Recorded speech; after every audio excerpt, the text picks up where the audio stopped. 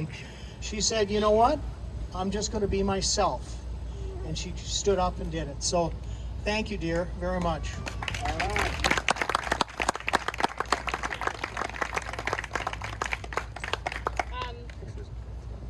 First of all, I want to say thank you so much to all of you for being here today. It's really wonderful to see everybody here. And thank you, Dick Cates, for that kind introduction. As most of you know, my name is Leah Spicer, and I'm running for the 51st Assembly District.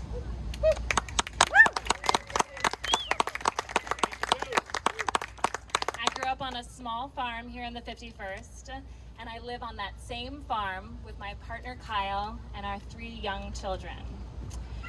We own this restaurant right here in beautiful Spring Green. And I'm the clerk of my town board. In the brief moments between my responsibilities, I love to work in the garden and sew clothing for my children. I am running for this office because I am worried about the path that our country is on. I am worried about the world that my children and your children are growing up in. I am running for this office because the truth is, no one is coming to save us. And if we believe that a brighter future is possible, then we have to start fighting for it right now. Otherwise, it will be too late. When I'm knocking on doors, people want to talk, and the issues that come up most are low wages, the access to childcare and healthcare, the climate crisis, gun violence, rural broadband, fear of retirement, our voting rights, underfunded rural public schools, and how extreme the Republican Party has become. My job as your representative is not to push my views on you. It is to show up and listen, ask questions, and engage with my constituents and our communities, and take what I learned from you and turn it into meaningful legislation that makes a real impact on our district. My power as a leader is not in me. It is that I recognize the value and power in all of you and what we are capable of when we work together.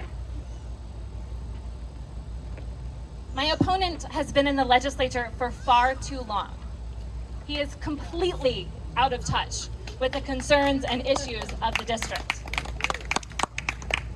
He is in perfect lockstep with his party, a party which grows more radical and extreme by the day, a party that is more interested in dividing and destroying than uniting and building. As we all know, there is a lot at stake this fall.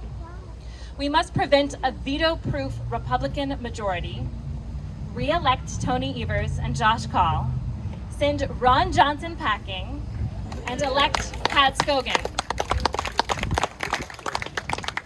If the Republicans disregard for the traditions of democracy, their assault on our voting rights, and the stripping away of women's freedoms is not alarming enough to get people to the polls this fall, then I do not know what will be.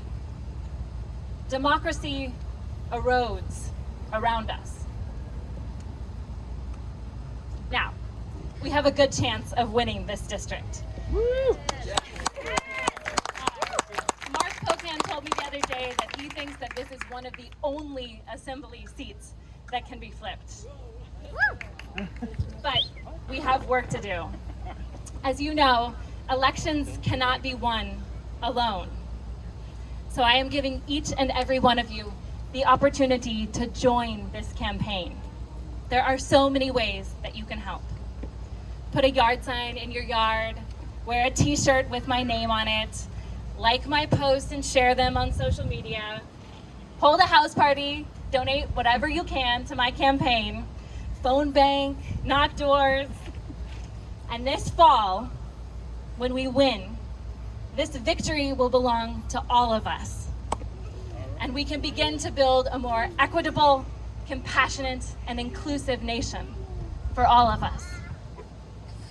I want to take a moment to introduce Rebecca Cook, a young rural progressive who came very close to winning the Democratic primary for the 3rd Congressional District.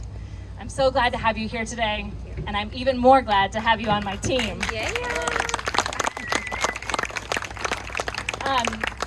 That is about as much of me talking as I can possibly bear. So if you have any questions, please find me afterwards. Thank you all so much for being here, and there'll be food soon.